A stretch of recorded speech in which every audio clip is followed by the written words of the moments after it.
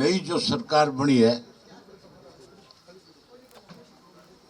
मुख्यमंत्री ने बड़ा दावा किया था, रोज प्रेस में बयान देते हैं कि हमने 14 फसलें एमएसपी पे खरीदी। आज सरसों की खरीद शुरू है। किसान अपनी सरसों की फसल निकाल करके बाजार में लेकर के आए। 700 से लेकर के 750 रुपये एमएसपी से कम भाव मिल रहा है। सरकार ने अभी खरीद शुरू नहीं करी। सरकार को तुरंत सरसों की फसल की खरीद शुरू करनी चाहिए और एमएसपी के हिसाब से किसान को उसका पूरा पैसा देना चाहिए।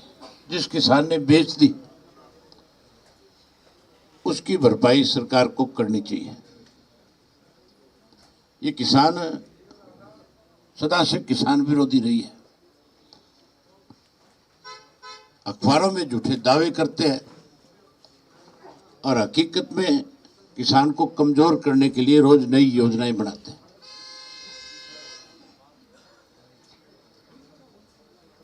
जहां सरसों की फसल सरकार को खरीदनी चाहिए, वहीं आज आपको विशेष रूप से इसलिए आमंत्रित किया है, मेरे से भी पहले से इंडियन नेशनल लोकदल पार्टी को जब पार्टी का स्थापना हुई थी उस वक्त से पार्टी के संगठन को मजबूत करने में चौधरी देवीलाल के साथ भी और चौधरी ओम प्रकाश चौटाला जी के साथ भी, जिन्होंने लंबे समय तक संगठन को मजबूत बनाने में अपनी जिम्मेवारी निभाई, पीछे किसी कारणवश कुछ समय के लिए राजनीतिक तौर पे जिस तरह के हालात प्रदेश के रहे, देश के रहे, उनको देखते हुए राजनीति से उब चुके थे। लेकिन इंडियन नेशनल लोकदल पार्टी के प्रति सदा उनका लगाव रहा। हमेशा पार्टी को जब भी मेरी मुलाकात हुई, चौटाला साहब माजरा जी से मुलाकात हुई, उन्होंने खुल करके कहा कि मेरी इच्छा है कि पार्टी फिर शिखर पे पहुंचे। आज फिर सक्रिय रूप से पार्टी की जिम्मेवारी, पार्टी को संभालने के लिए आज फिर हमें आशीर्वाद देने के लिए आए हैं। हम सब इनका बहुत स्वागत करते हैं, अभिनंदन करते हैं। और वहीं चौटाला साहब से कल मेरी मुलाकात हुई, उससे पहले हम सब संगठन के साथियों ने आपस में बैठ करके विचार विमर्श किया। मैं माजरा जी से, मेरे बाई इलेक्शन में भी माजरा जी ने मेरी खुल करके मदद करी थी। चौधरी देवीलाल जी की जयंती के ऊपर भी हमने जब इनको इनवाइट किया तो ना केवल ये आए बल्कि कैथल की रैली की सारी देख रेख इनकी निगाह में हुई थी। और हम सब साथियों ने जब बैठ कर के आपस में विचार विमर्श किया तो सबकी एक इच्छा थी, हमारी नहीं बल्कि पार्टी के, हमारे पूरे प्रदेश के जितने भी कार्यकर्ता और पदाधिकारी हैं, उन सब की एक इच्छा थी कि माजरा जी को फिर से बड़ी जिम्मेवारी पार्टी में सौंपी जाए ताकि संगठन को और ज़्यादा मजबूती से आगे बढ़ाया जाए। आज सबने एक फैसला लिया है और फैसले से चौटाला साहब को हमने अवगत कराया। उनकी भी जाती इच्छा थी कि पार्टी के प्रदेश की कमान अब माजरा जी को सौंपी जाए। आज जहाँ हम इनका स्वागत करते हैं, अभिनंदन करते हैं, वहीं हम सब इनके नेतृत्व में पार्टी के संगठन को मजबूत करने के लिए काम करेंगे। बाकी सारी बातें तो माजरा जी सब हम आपसे कहेंगे। मैं ये नहीं कहूँगा कि कोई इनकी घर वापसी है कि आज ये पार्टी में नए सिरे से शामिल हुए। ये हमेशा पार्टी के साथ रहे। थोड़े दिन निष्क्रिय हो गए थे, अब फिर बहुत सक्रिय होकर के काम करेंगे, अब फिर से इस सारी बात को अच्छे ढंग से निभाएंगे। बाकी बातें तो आप माजरा जी से करो। आप सभी का स्वागत है। जमाना चौधरी देवीलाल का था और न्याय युद्ध था, राजीव लोंगोवाल समझौता हुआ, उसके खिलाफ भी सक्रिय भूमिका निभाई।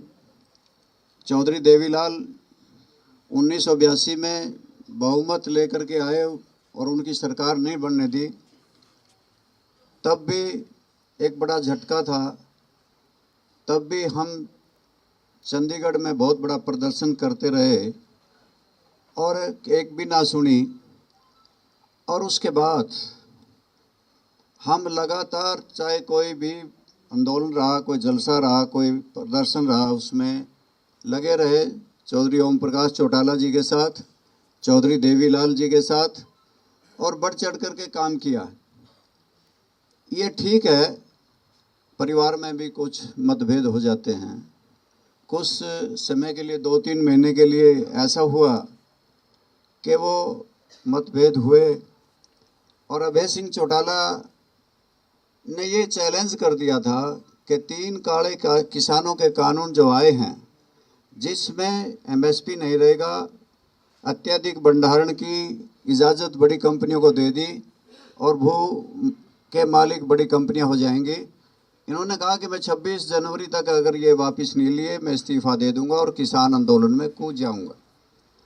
26 तारीख आई तो 27 तारीख को इन्होंने अपना इस्तीफ़ा दे दिया और दिल्ली के चारों तरफ किसान बैठ गए और मेरे से भी फ़ोन पे कहा कि आप भी इस बीजेपी को छोड़ दो, क्योंकि किसानों का आंदोलन पीक पे है और इसमें आपकी ज़रूरत है।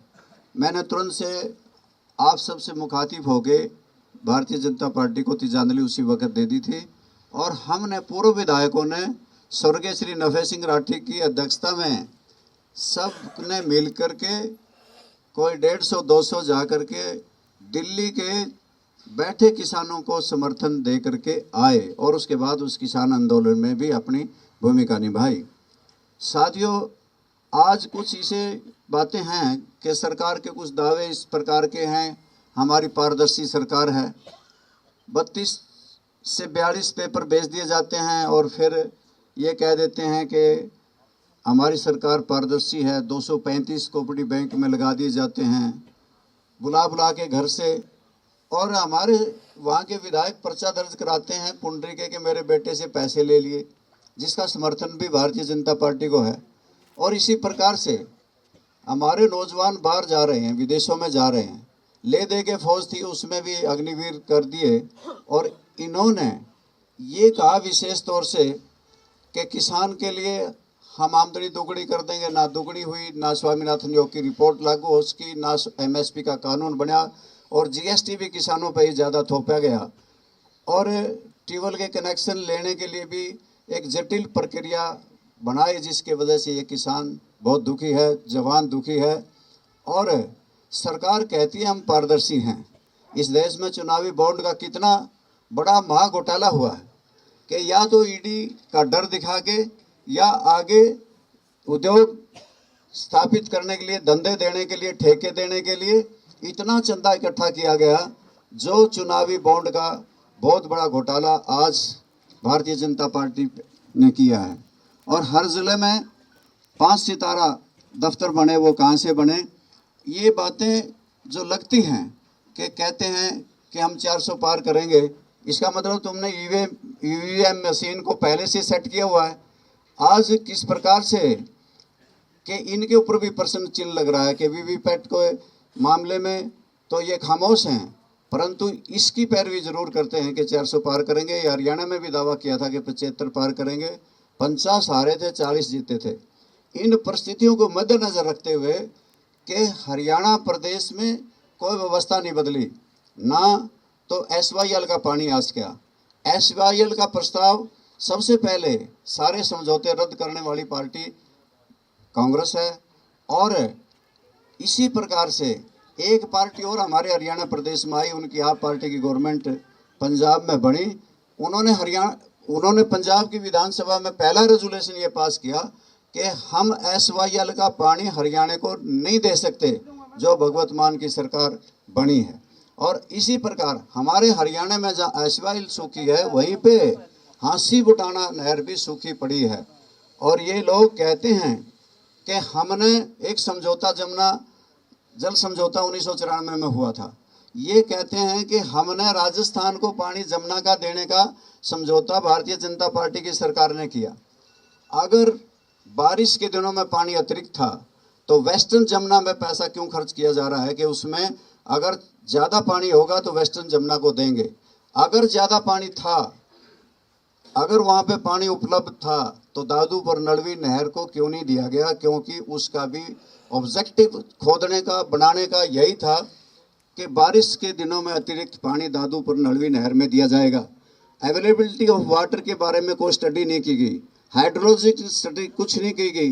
कह दिया कि 3 पाइप से राजस्थान को पानी जाएगा और 1 पाइप को हरियाणा के दादरी और भिवानी को पानी मिलेगा। ये फिजिबिलिटी है ही नहीं। हथनी कुंड बैराज से पानी आप जाके राजस्थान ले जाएंगे, ये संभव ही नहीं। ओखला से पहले पानी मिलता है राजस्थान को, वहीं से दिया जाना चाहिए। और हरियाणा वर्षों से इसका विरोध करता रहा है। आज भी हरियाणा के लोग तो विरोध करते हैं, परंतु मुख्यमंत्री, भूतपूर्व मुख्यमंत्री ने मनोहर लाल जी ने इस पर दस्तखत कर दिए। ये हरियाणा प्रदेश के लोगों के साथ खिलवाड़ है और हरियाणा की प्यासी जमीन को पानी की जरूरत है और वो राजस्थान को देना चाहते हैं। ये गलत है, फिजिबिलिटी ही नहीं है।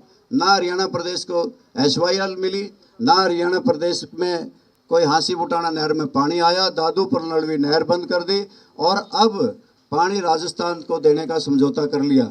ना हरियाणा की राजधानी बन सकी, ना अलग से हाई कोर्ट बन सका, कोई व्यवस्था बदली नहीं, बल्कि अनेकों प्रॉब्लम खड़ी कर दी। परिवार पहचान पत्र की खड़ी कर दी, मेरी फसल मेरा ब्यौरा की खड़ी कर दी कि फसल किसी की ब्यौरा किसी का। और अनेकों घपले और घोटाले हरियाणा प्रदेश में, चाहे शराब घोटाला है, धान घोटाला है, चाहे रजिस्ट्री घोटाला है, पेपर लीक घोटाला है और अभी अभी सहकारिता विभाग का ICDP का 100 करोड़ का घोटाला है। ये घोटालेबाजों की सरकार है। जहां हरियाणा प्रदेश में अनेकों घोटाले हो रहे हैं, वहीं देश के अंदर भी बहुत बड़ा ये चुनावी बॉन्ड का घोटाला है। ऐसे मौके में मुझे चौधरी अभय सिंह आए और मेरे से कहने लगे, और चौधरी ओम प्रकाश चौटाला भी कई बार मेरे पास भी आया, मैं उनको मिलने भी गया। आदर भाव उनका दिल में यूं का यूं सजोए रखा और जब भी मिलता तो मुझे यही कहते थे कि आओ रामपाल, तेरा तो घर यही है, मेरा कोई जाना नहीं, मेरा कोई आना नहीं, मेरा तो घर है। और मैं इस मौके पे मैंने सोचा कि कुरुक्षेत्र लोकसभा से चुनाव अभय सिंह चौटाला लड़ रहे हैं। ऐसे मौके में किसानों के लिए इस्तीफा दे देने वाले, हरियाणा विधानसभा को ठोकर मार देने वाले, ऐसे मौके में हरियाणा प्रदेश की जनता की आवाज़ को हरियाणा की विधानसभा में बुलंद करने वाले, ऐसे मौके में कि वो लोकसभा का चुनाव लड़ रहे हैं, तो मुझे तुरंत से अभय सिंह चौटाला का साथ देना चाहिए। और मैं इस मौके पे इसलिए, अगर सत्ता की मलाई खाने की कोई चाहत नहीं, पहले भी ऐसा कभी सोचा भी नहीं। ये कोई लोकदल पार्टी में आज को ये भी नहीं समझ पा रहा होगा कि बहुत बड़ा फेरबदल होकर के सरकार बनने वाली है। निकट भविष्य में कल क्या हो जाए ये तो संभावनाएं रहती हैं। संघर्ष के बलबूते पे ही किया है, आगे भी संघर्ष को ही चुना है। आज केवल अभय सिंह चौटाला और चौधरी ओम प्रकाश चौटाला के नेतृत्व में संघर्ष करने आए हैं, लड़ाई लड़ने आए हैं और जनता की आवाज़ को बुलंद करने आए हैं। धन्यवाद।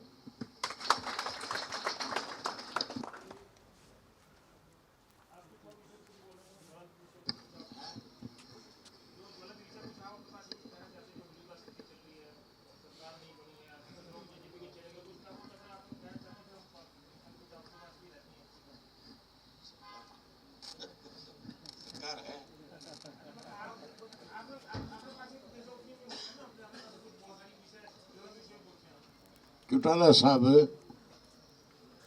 जब कभी भी प्रेस के साथी उनसे मिलते थे, हमेशा एक बात खुल करके कहते थे कि ये सरकार जाएगी। और आज इस किस्म के हालात है कि सरकार लोकसभा के चुनाव के चलते चलते भी टूट सकती है। जिस तरह से कल मंत्रिमंडल का गठन हुआ है, उससे नाराजगी बहुत बड़ी है लोगों में। सत्ता के साथ जुड़े हुए जो लोग हैं वो परेशान हैं। मुझे हाँ एमएलए है, सत्ता के साथ जुड़े हुए थे, दूसरे लोगों पे क्या असर होना है। हाँ, जो एमएलए साथ दे रहे हैं, खास करके जो इंडिपेंडेंट और जो जेजेपी वाले, ये बहुत दुखी हैं। जानकारी तो आपको भी होगी, खैर है,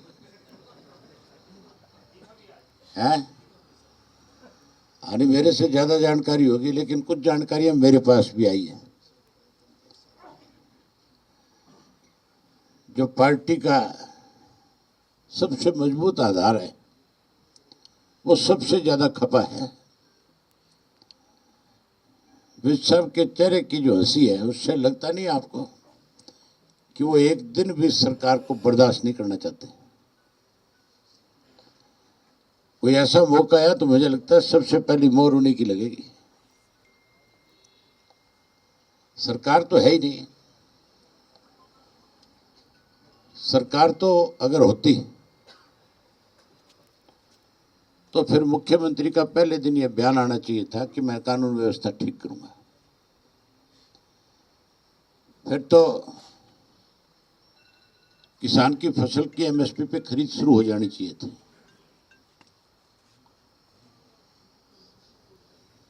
आज भी जो नया चुना हुआ मुख्यमंत्री है, उसको खुद पे भरोसा ही नहीं हो रहा कि मैं मुख्यमंत्री बन गया। इससे ज्यादा और क्या प्रोटोकॉल टूटेंगे और पद की गरिमा को कम किया जाएगा। भूतपूर्व मुख्यमंत्री का नाम तो ऊपर लिखा जाता है और उसका नीचे लिखा जाता है। आप कोई भूतपूर्व राष्ट्रपति हो, कोई भूतपूर्व प्रधानमंत्री हो, तब तो मान सकते हैं, या फिर किसी पार्टी का संयोजक हो, तब मानी जा सकती है। किस तरह से आज भी जो है हमारा मुख्यमंत्री भूतपूर्व मुख्यमंत्री को मुख्यमंत्री कह के संबोधित कर रहा है। उसको इस बात का डर है कि कहीं इसको मुख्यमंत्री कहना बंद कर दिया तो तेरी कुर्सी ना चली जाए। आज आप सब लोग आए हो, आपका स्वागत है। एक बात कहना चाहूंगा, कुछ लोग मेरे कुरुक्षेत्र में उम्मीदवार बनाने के बाद मुझे कईयों को बहुत दिक्कत आ रही है। सुशील गुप्ता जी का कल एक बयान छपा था। उन्होंने अपने बयान में ये कहा कि अभय सिंह चौटाला को कुरुक्षेत्र से नहीं लड़ना चाहिए, वो बाहरी व्यक्ति है। छाछ तो बोले सो बोले, छाछनी भी बोलने लगी। गुप्ता जी शायद भूल गए बेचारे कि वो कभी हरियाणा के थे, अपना व्यवसाय करने के लिए दिल्ली चले गए और दिल्ली से राज्यसभा के मेंबर रहे। हरियाणा से कभी कोई वास्ता नहीं रहा। अब उम्मीदवार बनकर के आ गए। मैं गुप्ता जी को बताना चाहूंगा आपके माध्यम से कि मेरा कुरुक्षेत्र से बहुत पुराना रिश्ता है। मैं पहले लोकसभा का चुनाव लड़ चुका हूं और उसके बाद अर्जुन लड़ चुका है। हमारे चुनाव लड़ने की बात नहीं, ये हरियाणा प्रदेश चौधरी देवीलाल का लगाया हुआ पौधा है। पूरे प्रदेश में जन्म तो है, ठीक है, हमारा सरसा में हुआ है, लेकिन रिश्ता पूरे प्रदेश से एक जैसा है। हम तो कहीं से भी जाकर के लड़ सकते हैं। हमें तो हमारे संगठन ने जो जिम्मेवारी लगानी है उसको निभाना है, लेकिन उनको बोलने से पहले सोचना चाहिए। हरियाणा के लोग बहुत शाणे हैं। एसवाईएल का सबसे बड़ा विरोध अगर किसी ने किया तो आप पार्टी ने किया, और गुप्ता जी आप पार्टी का उम्मीदवार बनकर के आए। जैसे दिल्ली से आए वैसे दिल्ली चला जाएगा। मेरी ख्याल जमानत भी नहीं बचेगी, मेरा जो अंदाजा है।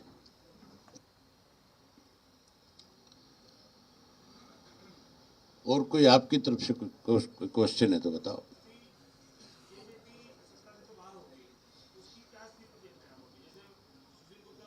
आप बताओ क्या स्थिति देख रहे हो। ये सवाल मेरे से पूछने का नहीं है, ये तो आपको आकलन करना चाहिए कि जिन्होंने बड़बोले बोल बोले थे आज उनकी स्थिति क्या है। मैं एक बात कह सकता हूं, तो 17% वोट की बात करते थे, जो 50 सीटें लेकर के मुख्यमंत्री का ख्वाब देख रहे थे, अगर लोकसभा का चुनाव लड़ लिया, मुझे नहीं लगता चुनाव लड़ेंगे, अगर लड़ लिया तो वो 17% जो है वो 0.7 पे आ जाएगा। उनकी हालत नोटों से भी ज्यादा खराब हो जाएगी।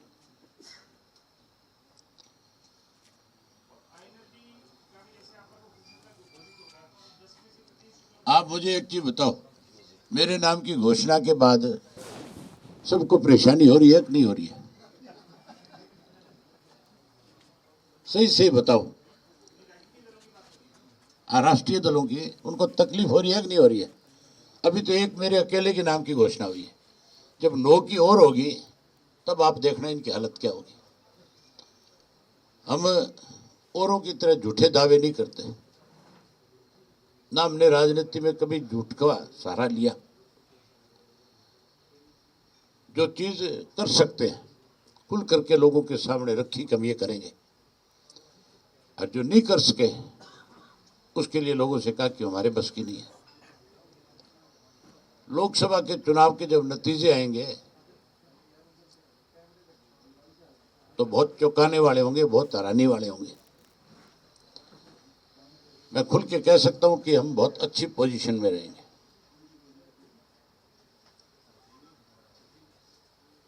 जिन लोगों को गलतफहमी, उनकी गलतफहमियां दूर हो जाएंगी।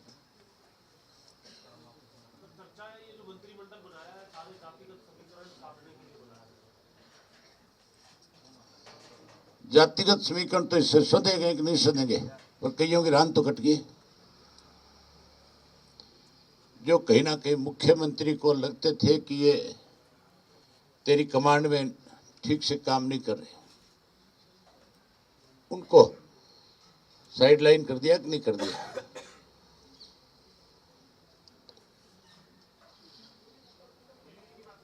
है अनिल विज भी उनमें एक है। अनिल विज तो मुख्यमंत्री की आंख में हमेशा ही रड़ता रहा है, पहले दिन से लड़का है। कितनी दफा इनके आपस में क्लेश हुए हैं, कितनी दफा बैठ करके समझौते हुए हैं। मैं तो हमेशा ये कहता था कि विज साहब की अगर कोई सुनता नहीं है तो उनको छोड़ देनी चाहिए थी। अगर ये फैसला पहले ले लेते तो आज समीकरण और होते हैं।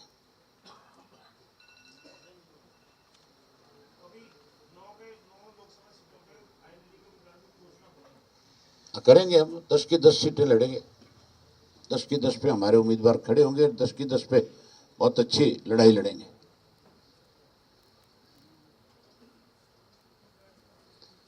आपके लिए नाश्ता तैयार है। धन्यवाद आपका। हमारे कैथल जिले की जो टीम है, माजरा साहब को और भाई अभय सिंह जी को बुके दे के एक बार सम्मानित करने का काम करेंगे, भाई राजा राम के नेतृत्व में।